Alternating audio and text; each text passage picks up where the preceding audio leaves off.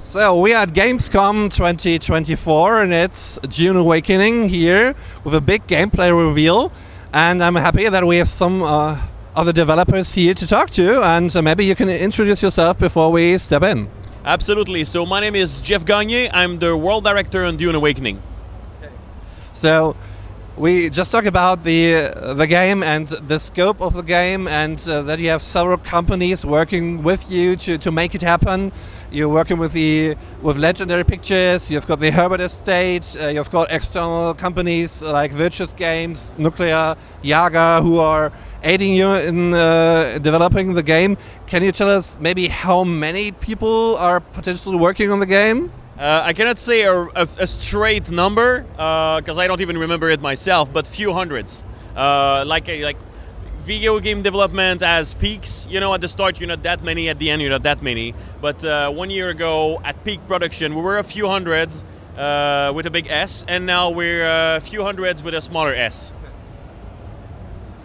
So, in your personal view, what was the biggest challenge of getting the Dune feeling right for the game? So it's really interesting, right? Because we have the books, we have the old films, we have the TV shows, we have the movies from Denis Villeneuve, and they all really look and feel different. It's still from the same universe.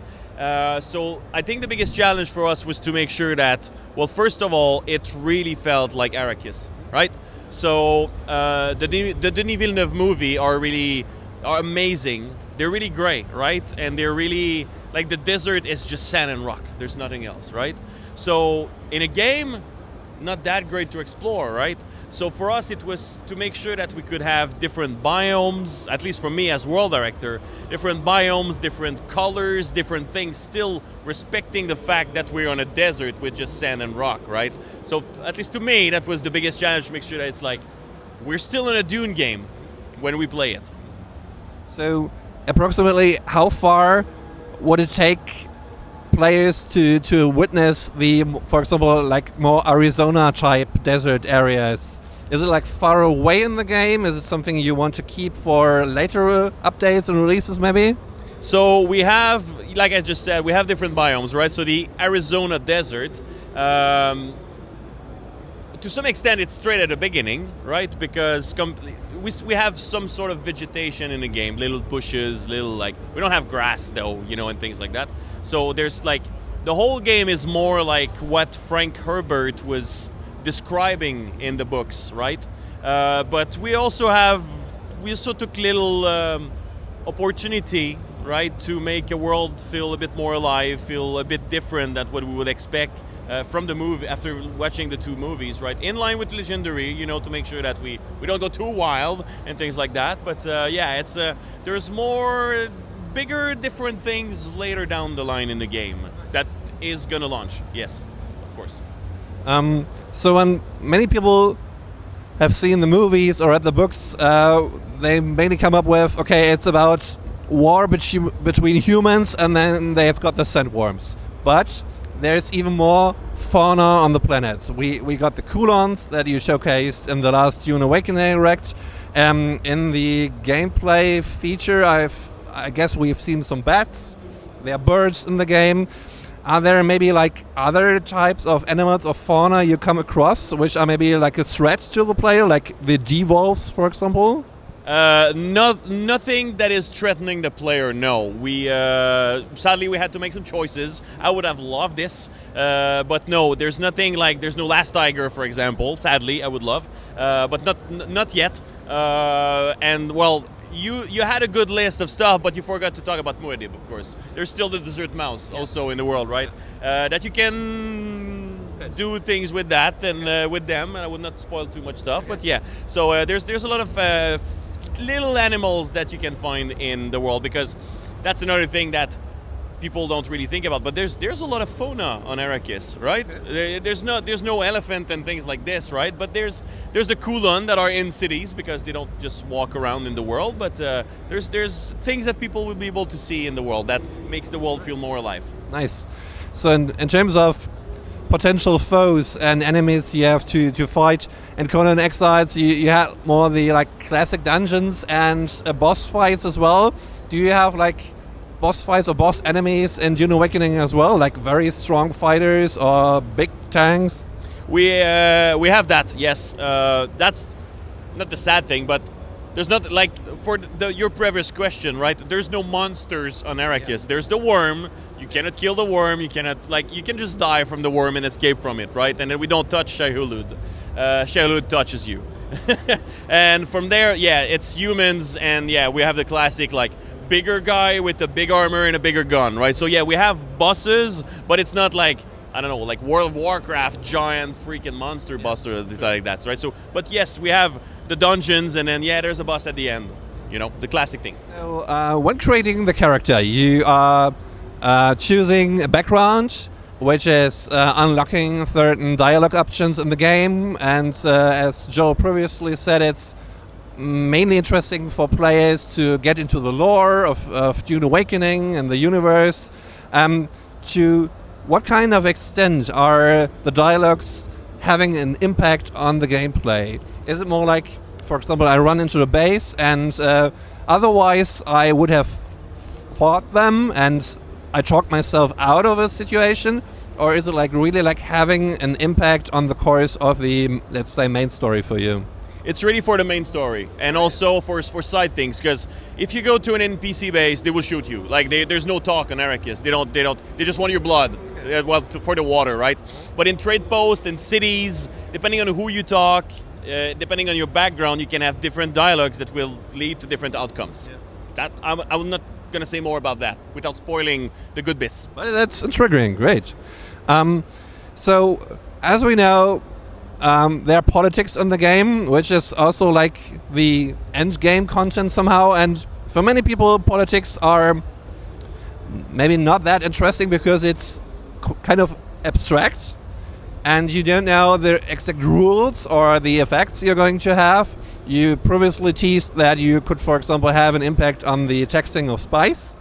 But many people want to have like a visual feedback of what they're actually doing. Are there any effects the politics can have which are visible to players, like more like persistent elements to the world? Like, for example, if the Harkonnen are getting the upper hand, that the Atreides camps are going to dissolve, something like that?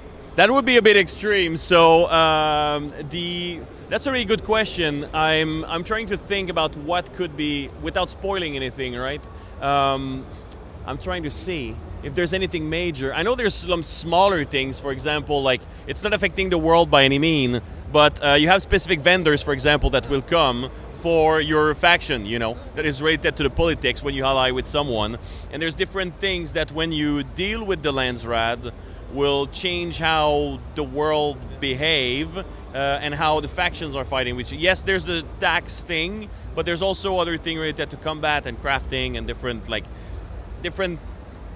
larger thing, but it's not like all of a sudden the world is gonna, like the literal world, the rock formation are gonna change or anything, because the Landsrad don't really want to have to deal with that anyway, right? So, but that's what I can say without spoiling the end game. You've dropped a very impressive gameplay trailer with the Shai-Hulud for the first time showing in-game. We've seen the smaller sandworms in action, you know, like really going after you on the surface of the sand. And how about the Shai-Hulud? Because is it possible to escape him until like the very last second, or is it more like triggering a cutscene and they have a certain point of no return, and when you're past that there's like a sequence where he's just slurping everything? It's not exactly like the small worm, like you said, right? So the big worm, they don't run around, they just arrive and they suck like massive amount of space, but it's not a cutscene, right? Okay. It's still there. The worm spawns and gets you, compared to the smaller ones who has AI and it's a system that goes in the world and you trigger them and things. Shai-Hulud is triggered by big thing happening in the deep desert, and when it comes, it starting like in the movies, you see the sand shaking and things, and you better go to your topter and leave the hell out of there. So until the very last second I'm able to escape or drop other players in it? Until when the thing triggers to deal massive amount of damage, yes, you have time to leave. Absolutely. Good. So, in the final scene of the trailer, we've got like a reminder or a certain scene which is reminiscent of the movie. So, two people standing on the ramp of an ornithopter.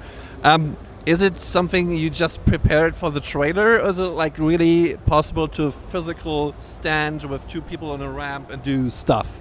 It was for the trailer. You can, of course, if there's a way to have the ornithopter with the ramp open, and you can stand in it. So it's not impossible to do, but that was a big wow effect for a little wink, a little homage to the movie, right? But yeah, it's a thing you can do when the player take the grappling hook, what we call the Shigawara claw, to hook himself on the topter. Yeah, you can do that as a player, right? You can do that. But the whole standing thing and looking at stuff, it was more for the wow show of the thing. So there's always the discussion about third person and first person in games, like for example in the Indiana Jones game where people are complaining it's first person and people want to have third person. In Conan Exiles it was mainly third person, and for example in Melee you could switch to a first person mode. Have you had this discussion for the game as well, and have you made a final decision? Yes, we had the discussion. It's going to be third person. Only. Always. And I mean, at some point, nothing is always. But for now, for launch, third person. And the same is for the vehicles, I guess. So you don't have any cockpit views. No. Okay. Just for launch, but no. But for launch, it's third person. And to come back to the ramp on the ornithopter, because there are like vehicles in the game which are pretty large, like the Spice Harvesters, right? And if you think of the Dune Part 2 movie, where they're fighting outside and around the Spice Harvester, so it would be nice to think of, for example, people trying to capture a harvester and fighting around it and maybe even inside of it. Is it possible to enter vehicles and be inside of them, or is it like always controlling them directly? It's for launch, of course. The vehicle are way smaller. Like the harvester in the movies are massive structures there, right? The harvester that we have for spice harvesting are the thing that you've seen are way smaller, right? So you don't go inside them to fight them. You can fight around them and everything, but you don't go inside them to do things. It's a third person game, and then you stay outside of them for now. You can fight on top of them though, and around them, but not inside. In the gameplay trailer or the gameplay presentation, we have seen a first glimpse on the radio system you've got. Can you tell me something more about it? Yes, there's gonna be 4 radio channel, and if I recall correctly, what Joel was saying is there's gonna be 200 hours of radio. Okay. Yeah, and there's like these. You will basically have the spice harvesting radio that you can listen to, the Atreides propaganda radio, the Harkonnen propaganda, and I think there's another one that I don't remember because that's not my jurisdiction as World Director, but there's a 4th one if I recall correctly, and there's hundreds of hours of content to listen to. Music, stories, like a lot of different things, like kind of like GTA radio. Nice, right? Very nice. Like Dune related. Wow. And it also gives feedback on the actions that are taking place on Arrakis, like commenting on what happened there, right? Yeah, absolutely. And I think the plan was to, like, if later down the line in the game there's a big thing that happens with the players, like a player something that happens, whatever, we don't know, the game is not launched yet. Well, I think we want to take that event and like make a radio thing, and then the future players playing, they're gonna learn about what happened in the past from the other players. Well, I can nearly skip that question because there are sometimes people which are lazy, which are not into communication with other players, like voice chat or text chat. But when you want to play together, it's sometimes necessary to point out certain things or show what you want to do. And you have a ping system, right? If I recall correctly, you're asking me a good one here. I'm gonna say I think. Don't quote me on that. Well, you literally will. But I think we're supposed to have a ping system. Yeah. I think. I think I have seen it, or at least it has been talked about. So, because for me, it was always like the dream sequence to recreate something like from the first movie when Paul and his father are in the desert and there's the sandworm coming and you've got worm signs. Yep. And I want to give worm signs to other people, to like say worm signs from the northeast and roger that. So that's something I like to see in the game, so I'm really looking forward to that. So we know that when you're gaining the ranks for each of the factions, you're getting rewards, for example, in terms of things you can build, customize, and in terms of skins and equipments. And you have faction-specific masters in terms of teaching you skills as well. Are they, let's say, just another version of existing masters which are available to other factions as well? Or do you have any, let's say, faction-based exclusive skills as well you can learn from them? I don't want to spoil it. But you did. I don't want to say anything about it. I don't want to say anything about it. But most of the thing you said was right indeed with all the customization and all the thing. But when it comes to faction stuff, since it's more like specific and end game, and it's like we haven't talked too much about it. Okay. No spoiler for now. Okay. We just move on and behave as if nothing happened. Yeah. Don't want to spoil all the things. You're working with Legendary, and you're working with the Herbert Estate to create a very Dune world and universe inside of the game. So how open are you to wishes and interests of a player which are mainly based on fun and which are maybe not very Dune-ish? For example, let's say people are really getting into creating race courses inside of the deep desert for their sand bikes, and really have fun with that, and create many tracks which are, of course, pretty dangerous, but could be fun. Could you imagine like supporting that idea and offering content based on the wishes of the players, which are maybe not very Dune? Oh, that's a good question. We will always make a Dune game, and everything has to be Dune, right? So Arrakis is not really known for car racing, but we have a sandbox game, so can player do racing? 100%, right? You can absolutely do that. We have a building system that is pretty free roaming. You can do a lot of different things. So yeah, I'm pretty sure people could do that. Will we support that into like creating ourselves like some racing game? I don't know. I guess if the people ask a lot, but like, it has to stay Dune. So can the race happen in Arrakis? Yes, I guess. Will we make a racing game? No, I don't think so. So, it's there's a thin line between having a, I don't know, pink unicorn skin that's a no-go. That will not happen, because that's Dune. But things that could fit in Arrakis and things, maybe. Okay. So the golden rule inside of the desert is the sandworm always comes. So we've got the deep deserts, and people can do lots of stuff which could attract a big Shai-Hulud. So how many worms can there be inside of the deep desert? Is there always like one big one, or are there like 5 ones?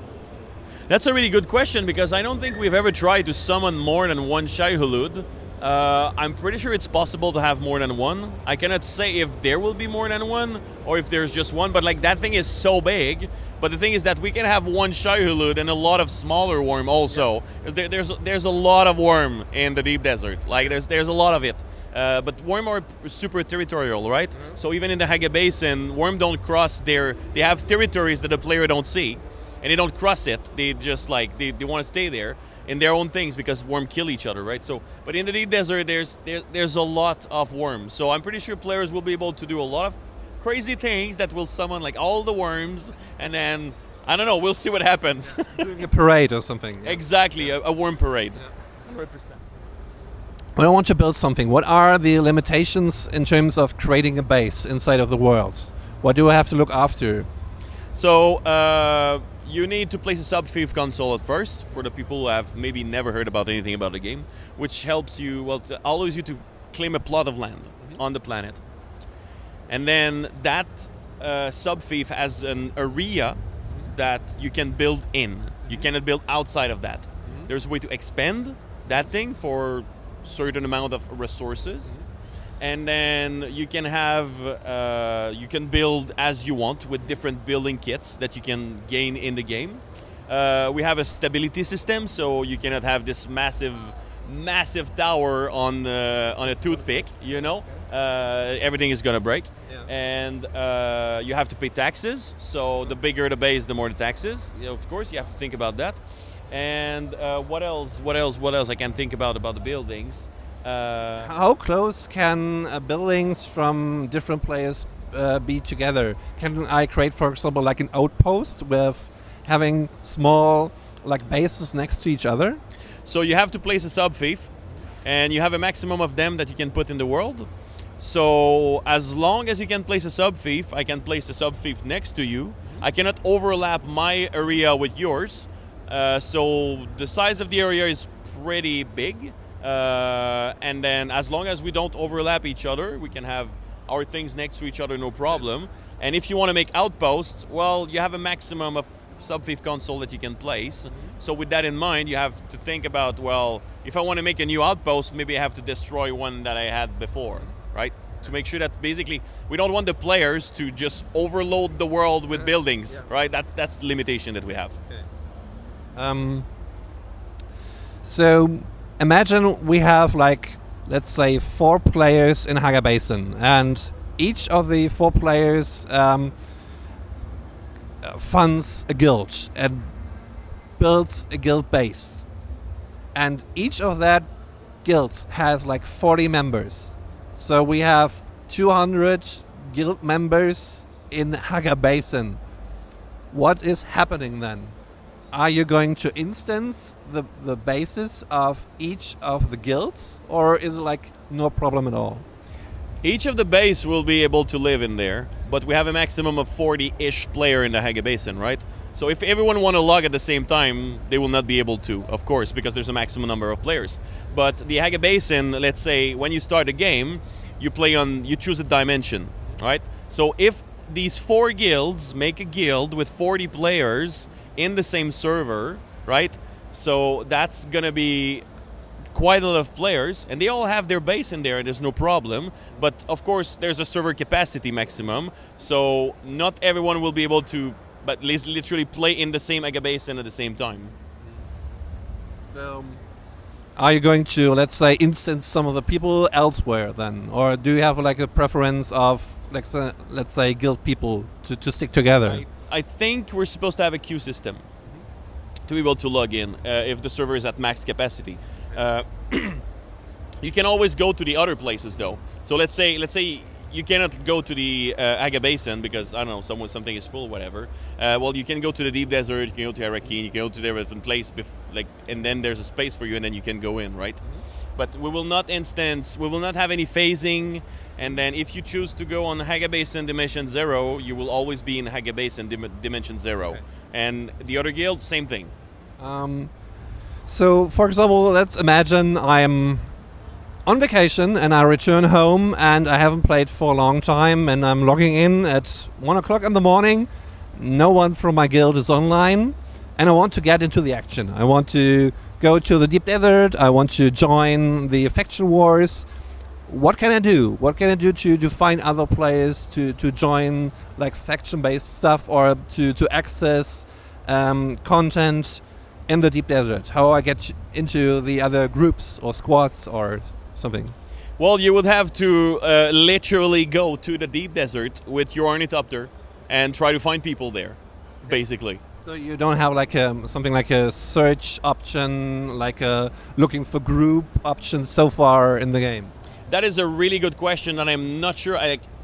Maybe. I just don't know it myself. I know that there's a lot of social aspect to the game that we're literally adding as we go right now, before launch, that will help players find each other by chat and things like this. But yeah, to go find the action in the Deep Desert, you will have to go find the action in the Deep Desert, like literally. By flying there and looking around and be like, okay, there's a thing happening right there. I can see with my binoculars, okay, there's Atreides fighting. Okay, I'm Atreides, I'm gonna go join them. And then you can interact with them when you're close enough and do the thing.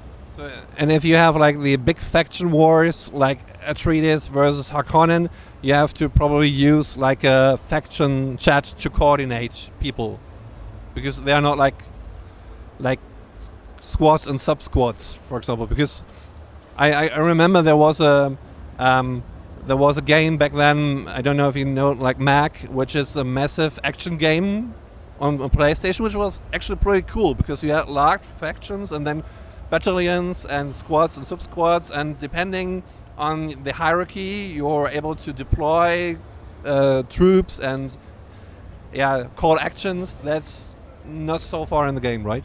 So that's the thing, right? What happened in the deep desert happened in the deep desert. When you ally yourself with Atreides, you're not an Atreides. You're allied yourself with Atreides. If there's another Atreides group, you can kill them. Yeah. Because what happened in the deep desert happened in the deep desert, right? Sure. People will have to try to coordinate themselves with different guilds and alliances and try to, communicate with each other to make sure that they can play together. But we have friendly fire in the deep desert, right? So it's like you have to coordinate yourself with your teammates, and it's not because there's another Atreides group that they will not steal your spice in the deep desert. Okay. Well, it's good. It's more fluid then. Okay. Exactly. And can you tell me something about the journey system? Because it seems like it's going to make a return from Conan Exiles. Absolutely. So it's how we're going to help teach the game to the players, right? So it's going to be way more detailed than Exile in terms of objective and things like that to really help the player. Because there's a lot of things to learn in Dune, and there's a lot of things that are pretty harsh, like hydration, and then making sure that the sun and then the worm, the sandstorm, and the building, and all the things, right? So we're going to use the journey system for that, and then it's going to be super present at the start of the game, of course for tutorialization, and then it's going to slowly fade out the more you know about the game. So instead of like having a journey every 10 minutes, then it's going to be every half an hour, every 2 hours, every 4, and then, and so on and so forth. Like holding hands. And then we're going to hold hands at the beginning, and then we will slowly let people go after. That's how we will use the journey system. And the progress in the journey system is always like player specific. So meaning that if I do stuff with you and you make progress on, let's say one achievement is like finishing a base, and you're making the final touches on the base, you get the unlock for your journey, but I don't, because I have to finish my base as well, right? Yeah, exactly. You will have to be at the same place at the same time, at the same journey step to do the thing. Because if you haven't learned how to drink yet, if you build a base, well, you need to learn how to drink first to complete the journey step by step. But is it in theory possible to unlock steps of the journey system together, like helping each other? I'm pretty sure you can, absolutely. Like, if I need to hydrate and you drink water, doesn't change anything, right? But if you have to kill scavengers and then we kill them together, we will unlock the thing together if we're at the same step, right? Okay. Stuff like that. Okay. Well, can you tell me more about the two factions and how you want to engage players in challenging the two factions over each other? Can you imagine what I want to say? Because, for example, let's say like a dream scenario. So let's say, is there something like in the game where you have to contract to rescue a spy inside of an outpost, and he's somewhere on the market, and one team has to find them, let's say Atreides, and to bring him safely to the next outpost. And for the Harkonnen, it's up to stop them and capture the spy to interrogate them. Do you have like methods in the game which are directly facing to each other in terms of faction? So we have that. The funny thing is, it never works, right? Okay. So to the extent that like we had a couple of things like that in the past, but it just never works. Like you ask players to do X and other players to do Y, they never time each other, right? It's not like it's impossible to force people to absolutely match the opposite thing. Like, of course, it's possible, but it's really, really hard, right? But we have things related to the Landsrat that I'm not going to talk about, but it's still about like Harkonnen and Atreides, right? So they're competing objectives that a player will be able to fight about. That's what I'm going to say. But like more like you have to get this guy, like you said, and you have to kill this guy. It just never happens. You will never have two people meeting at each other at a perfect time to do that, right? So all that to say that we tried to do something like this at some point, didn't really work because it's impossible to match the time of people and things. So, but we have grander things against Atreides and Harkonnen that will be somewhat like you're talking about. As far as I know, you don't have plans to implement NPCs being available to players as a kind of service, right? For example, to come back to my outpost wish and idea to build several bases next to each other, and then having, for example, NPCs, vendors, we put there and created to build a little market. That's not going to happen in the near future, right? No, absolutely not. There's like even the trawl system from Exile, that's an Exile. And then there's no slave thing or whatever in our game. This is less Dune, right? It fit really well in Exile, but it's just way less Dune, so we don't have that in our game. I guess that pretty much wraps it up. Thank you. Well, that was a pleasure. Thank you very much. Yep.